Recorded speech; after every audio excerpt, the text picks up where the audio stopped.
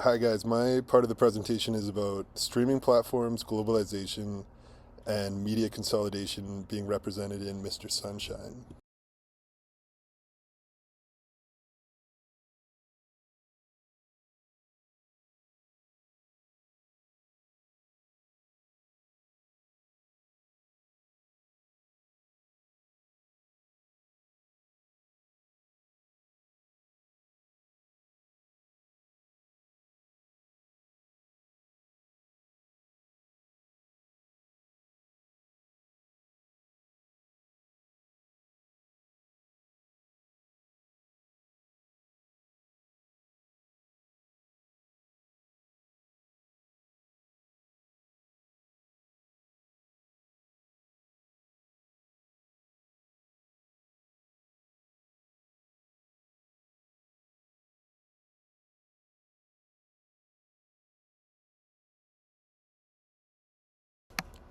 Streaming platforms have had a really big effect on the industry. Traditionally, broadcasters would make their product, their entertainment, but also own the means to distribute their product.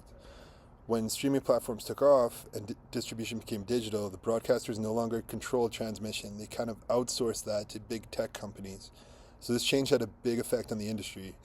Power shifted from broadcasters to the tech companies, of which there are only a few. And streaming, where platforms like Netflix can make content available globally instead of nationally or locally, has encouraged studios and broadcasters to consider global audiences instead of local audiences.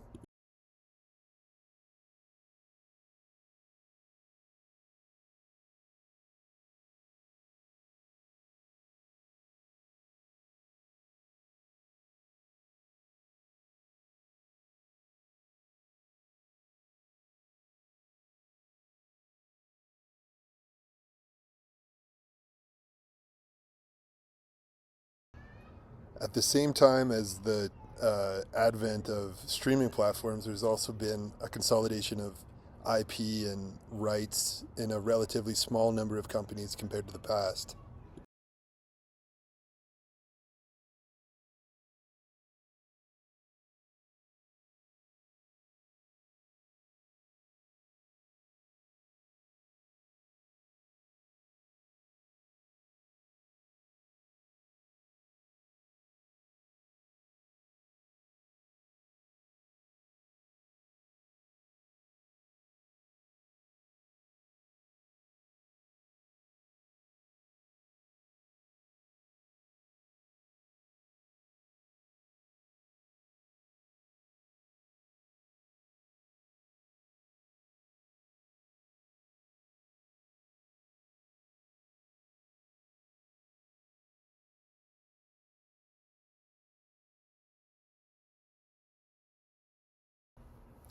In January 2016, Netflix arrived in Korea, but it was not initially successful. It was struggling because traditional broadcasting for people purchasing entertainment was cheaper, but also because Netflix didn't offer a lot of shows which appealed to Koreans. So that was a big reason for the purchase of the rights to Mr. Sunshine from Studio Dragon.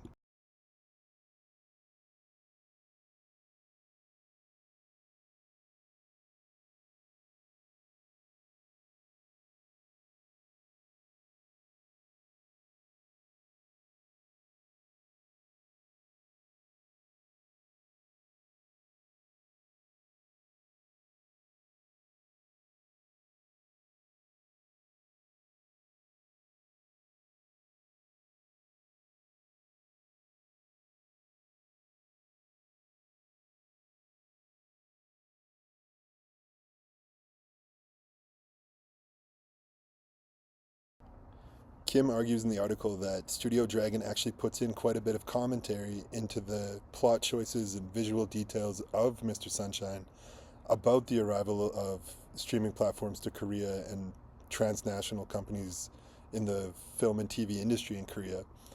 Um, they saw the streaming platforms as huge potential investors, but also as potential threats to creative freedom and control in the Korean film and TV industry.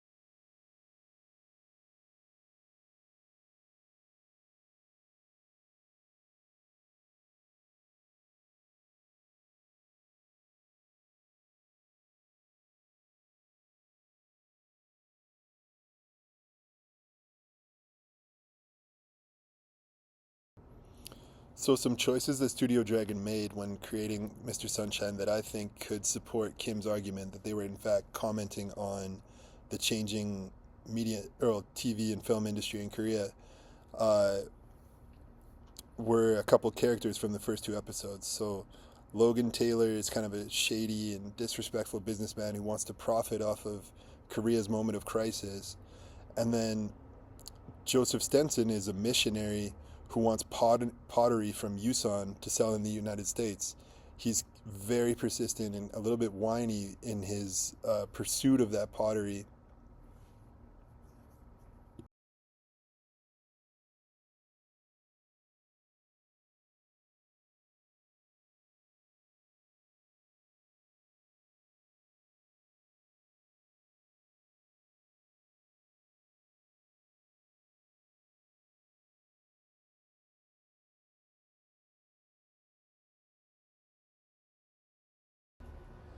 And another character in Mr. Sunshine who could sort of be an example of Studio Dragon's commentary on the arrival of Netflix is Lee Won Ik, who's kind of the main protagonist of the series, and he's a pretty evil and profiteering man who wants to sell off his own country to foreign powers for his own, uh, material gain. And he's also dressed in Western dress and kind of looks like an archetypal Mr. Monopoly man.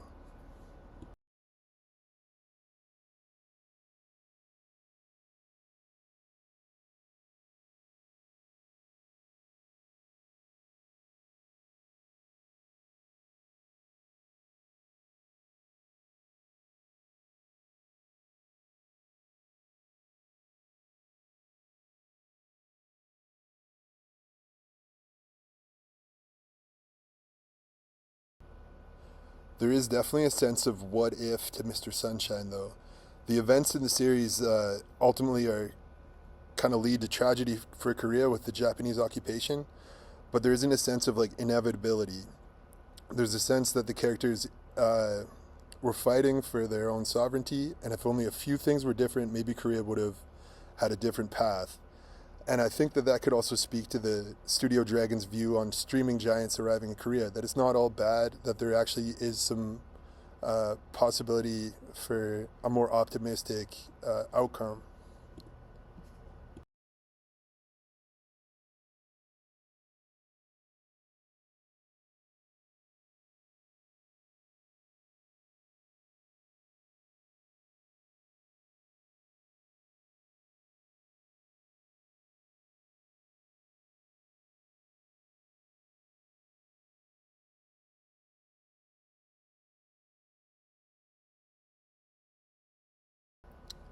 Studio Dragon put in a lot of strong Korean leadership in the show who are fighting for independent and sovereign Korea, and they stand up against foreign interference. And they also embrace like new technologies and sort of the modernization of Korea in the show, which is both kind of examples of how the Studio Dragon could be commenting on um, a more positive potential outcome for the arrival of the streaming platforms to Korea.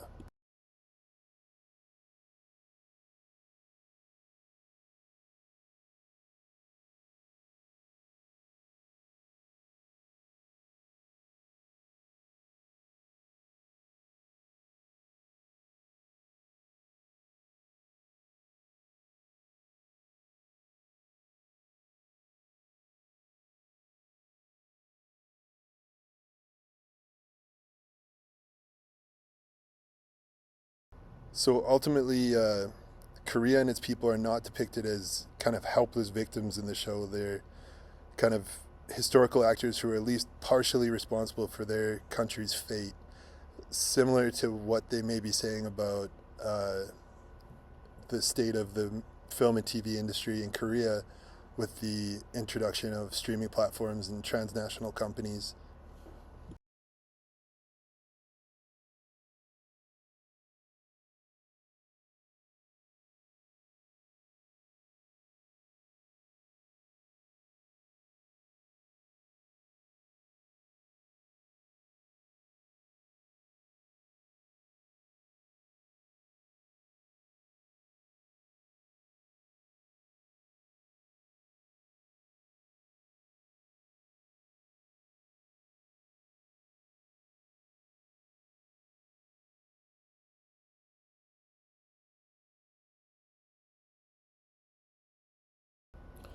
For my discussion question, I found kind of an interesting article when I was looking stuff up for this presentation about how the movie Ode to My Father, which we watched last week, was actually officially remade in India with an Indian context with the same kind of idea. Someone from a past generation going through all the major moments in their country's history and living through them all, kind of like Forrest Gump. And I thought that was kind of cool and a kind of interesting way that ideas from one country could be kind of hybridized in another country. So my discussion question for the group is: as the film and television industry becomes more and more globally focused, what do you believe will be the result? Will it be a case of hybridization where ideas are shared globally and adapted to the local context like Bharat? Or will it resemble something more like homogenization where a few cultures dominate global film and TV? Or something else? To understand the visual impact of Mr. Sunshine, we must look through the lens of Robert Rosenstone's Facts Under Description and the concept of mise en scène. In cinema, material objects are not just background, they achieve a state of thingness, and that defines the identities and destinies of the characters. This sensory luxury is an economic necessity, and that is shown through the unprecedented 43 billion won budget allowed for the construction of Sunshine Studio, a 17,380 square meter set of turn of the century Hanshall. This massive investment treats the environment as an aesthetic object designed to meet global streaming standards and paint Hanshong as a cosmopolitan metropolis coming of age. The visual aesthetics that the series uses, like nature shots, are a convention common in Korean cinema, but rare for television. This helps to create a feeling of optimism and unrealized potential. We can see this as the camera lingers on breathtaking landscapes such as the pine groves that Eugene crosses while escaping his life of slavery. These visual details contribute to a grammar of transnationalism.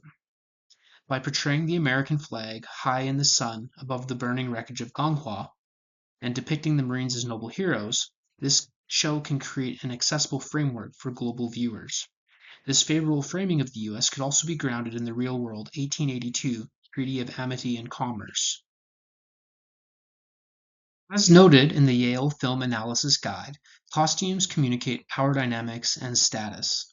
The thingness of Eugene carrying sticks in the opening identifies him clearly as a slave, while the decorative pieces and intricate hats of government officials and royalty signify their position. The show is highly critical of slavery, using the brutal origin stories of Eugene and Gu Dongmei to highlight the injustices of the pre-modern system.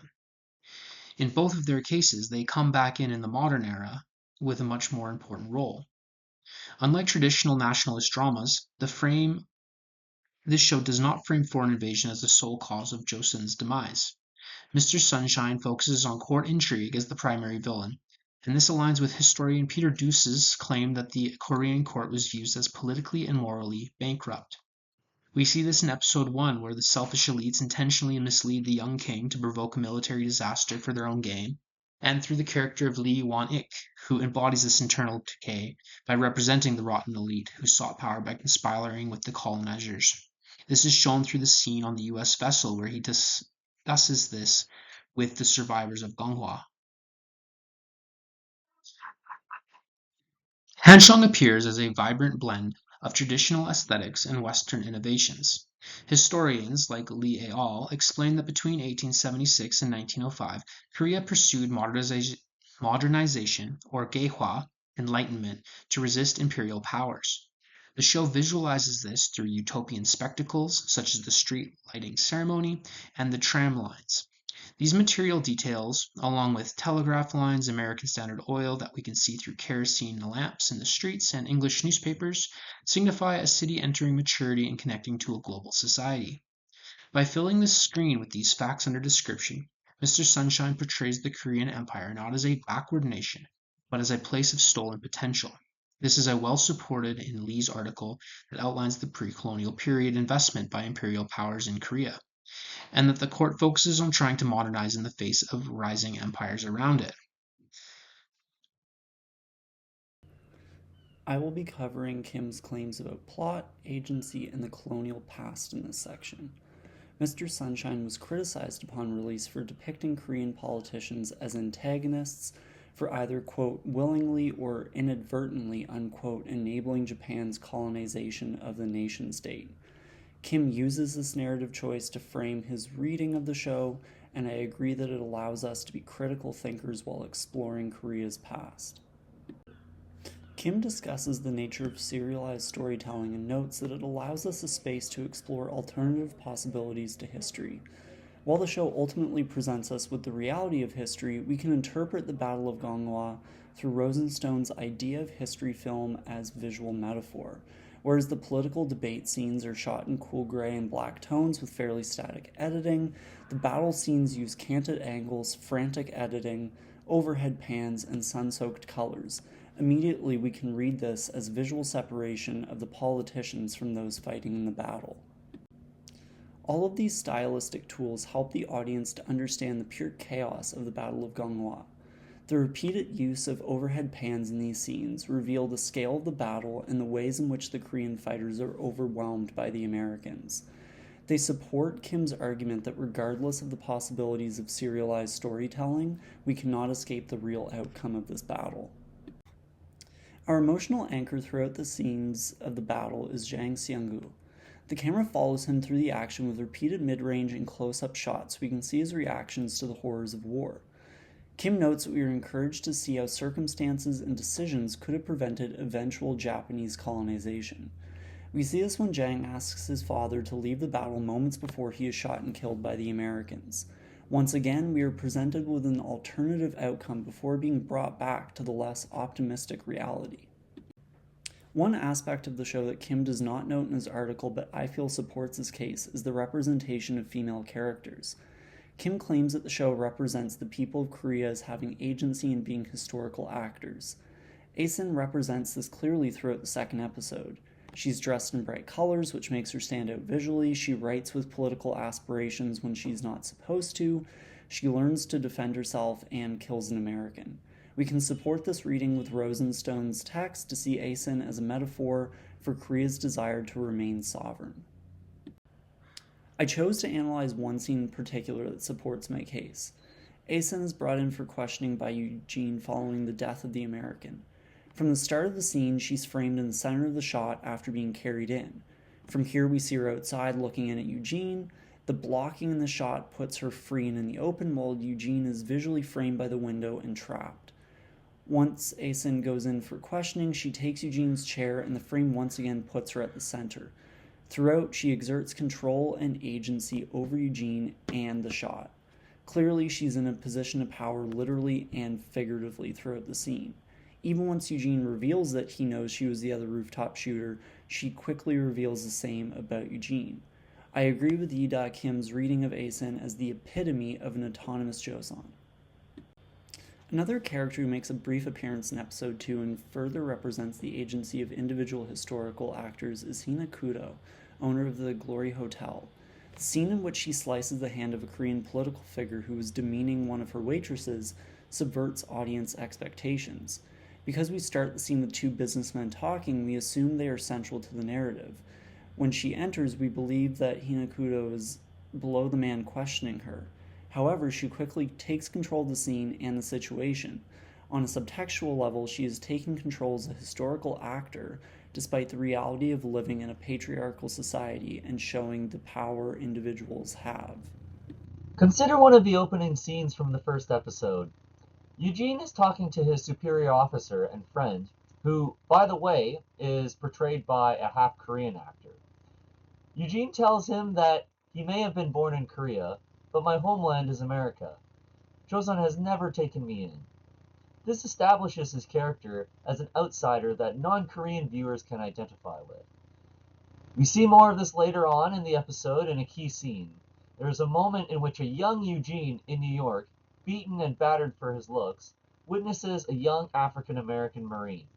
Eugene's bullies run up to the black soldier in admiration, who is also being friendly with his white comrades. Eugene realizes this is the way to become an American, symbolically cutting his hair and enlisting in the Marines. Kim argues that Eugene's on-screen hybridity as a Chosun-born American mirrors Lee Byung-hun's nature as a Korean-born Hollywood actor. I'm going to briefly focus on what I thought was the most resonant part of Kim's article. She connects Eugene Choi as a culturally hybridized character to the transnational nature of the TV show. Eugene Choi does not identify himself as a Korean. He is an American who ostensibly grew up in New York and became an officer of the U.S. Marine Corps. Kim argues that by anchoring a Korean historical drama from a seemingly Western standpoint, the show becomes more accessible to international viewers. Kim suggests that Eugene's hybrid identity is underscored by Lee Byung-hun's reputation both domestically in South Korea and in the English-speaking world. Domestically, he's still one of the most famous actors from Korea, even though he spent years playing big roles in Hollywood. I think he's better known now as the front man from Squid Game or for having a voice acting role in K-pop Demon Hunters, but he also had roles in the G.I. Joe reboots, one of the many Terminator reboots. I mention all of this because he means something different to domestic Korean audiences, something different to American audiences, and to international audiences too. Eugene's character isn't fooling anyone in South Korea. They already know who Lee Byung-hun is. But to non-Korean audiences, at least for the first 5 minutes, we get this appearance of a character with little to no ties to Korea. We've already seen an example of cultural hybridity in our class. In Ode to My Father, Mak-soon's character is reintroduced to us near the end of the film as a Korean-American adoptee, connecting the experiences of Korean diaspora to landmark national events at home. A similar thing is happening here in Mr. Sunshine, where a westernized Eugene Choi finds himself back in Joseon during a time of national upheaval. The circumstances are obviously very different since Mr. Sunshine is actually centered around our American character, while Ode to My Father is not. As I mentioned last week, there are a lot of newer films that cover the stories of Korean diaspora, but I think this might be our last example from the course.